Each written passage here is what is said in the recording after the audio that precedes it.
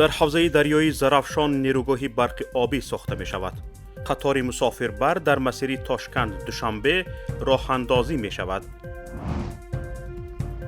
صاحبکاری که در سوختار بازار فراوان آسیب دیده بود جان داد. تاجیکستان از کورپوراسیون بین المللی مالیه اسلامی درخواست کرده است که به اقتصاد تاجیکستان سرمایه گذاری کند.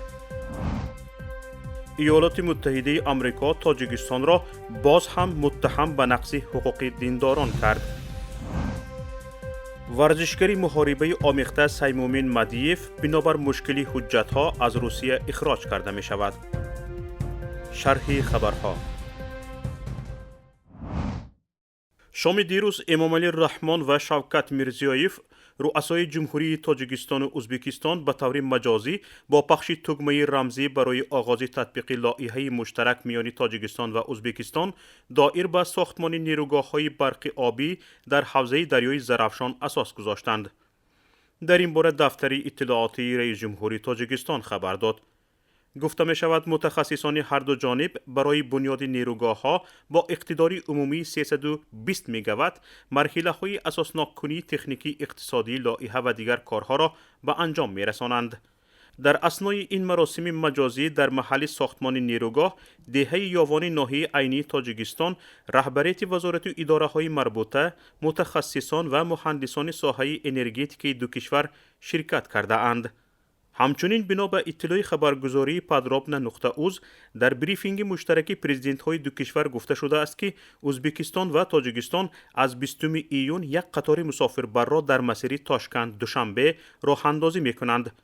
گفته می شود همه روزه حدود 20,000 نفر مرز تاجیکستان و ازبکستان را عبور می کنند.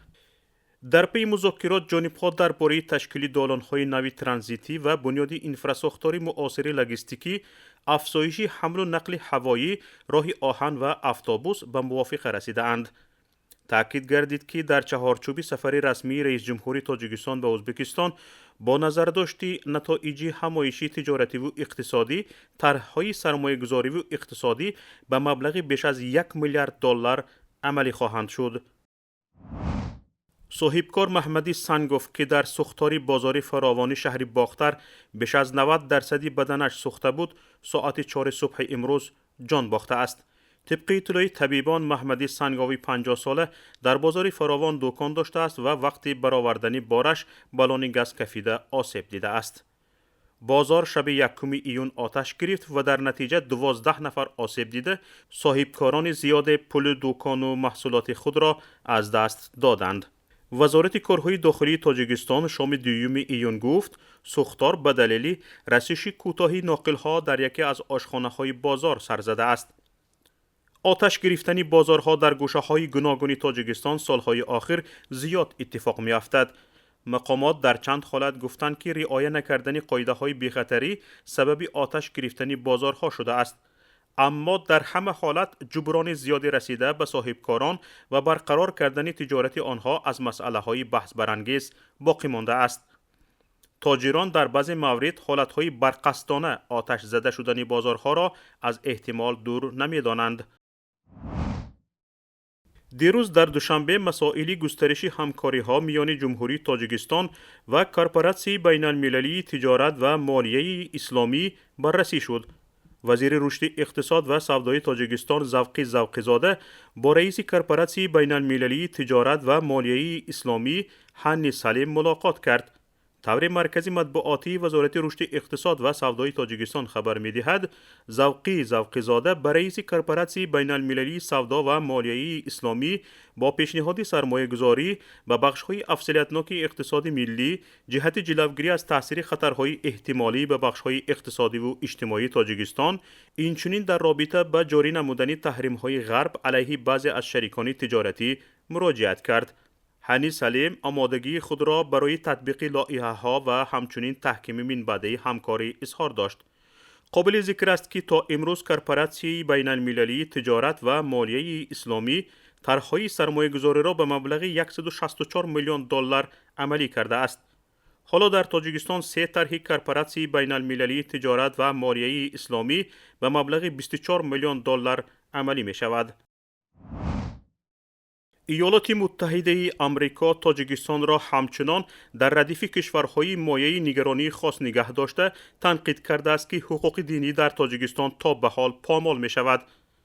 وزارت امور خارجه آمریکا در گزارش سالانه اش درباره آزادی‌های مذهبی در جهان نوشته است با وجود آنکه قانون اساسی تاجیکستان به همه شهروندان حق داده است که هر گونه دین را پیروی و یا رسم و رسوم‌های آنها را اجرا و رعایت کنند، مقامات و دیگر قانون‌ها این حق و حقوق مردم را محدود می‌کنند. از جمله بر اساس قانون‌های تاجیکستان عبادت باید در جای‌های مخصوص و یا مسجد صورت بگیرد و نورسان و نوجوانانی تا 18 ساله حق ندارند به مسجد بروند.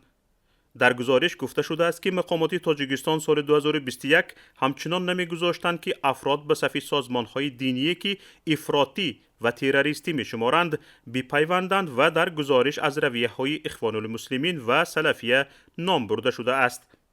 در گزارش وزارت امور خارجه آمریکا درباره آزادی‌های مذهبی همچنان آمده است که قرار بود گزارشگری خاص سازمان ملل متحد درباره آزادی اعتقاد و دین به تاجیکستان سفر می‌کرد، اما به دلیل‌های نامعلوم این سفر صورت نگرفته است و هر دو طرف این مسئله را شرح نداده اند.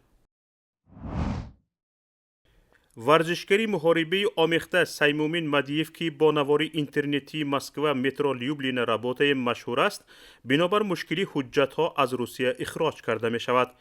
در این باره به خبرگزاری تاس روز پنجشنبه دو منبع خبر دادند و آن را رضوان اشورمحمدوف مربی مدیف نیز تصدیق کرده است. مدیف می بایست 11 ایون از روی قاعده باکس در مسابقه پراودا مبارزه می برد. مدیف 25 سال دارد و در رشته MMA 3 محاربه کسبی دارد. این بود شرح خبرها تا این دم. خیر، برنامه‌های ما را پیگیری کنید.